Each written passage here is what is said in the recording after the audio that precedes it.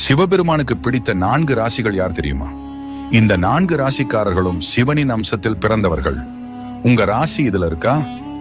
சிவனின் அம்சத்தில் அனைத்து ராசிகளும் இருந்தாலும் இந்த குறிப்பிட்ட 4 ராசிக்காரர்கள் சிவனுக்கு மிகவும் பிடித்த ராசியாகி கருதப்படுகிறது. மேஷ ராசிக்காரர்கள் வணங்க வேண்டிய தெய்வம் முருகப்பெருமான். ஆனால் இவர்களுக்கு சிவனின் அம்சம் இருப்பதால் இந்த ராசிக்காரர்கள் 48 வயதுக்கு பிறகு மிகுந்த சிவபக்தி உடையவர்களாக மாறிவிடுவார்கள். சிவபெருமான் தன்னுடைய ஜடாமுடியில் சூடியுள்ள சந்திர பகவான் ஆளக்கூடிய ராசி கடக ராசி. அதனால் சிவனுக்கு பிடித்த ராசிகளில் கடக ராசியும் ஒன்று.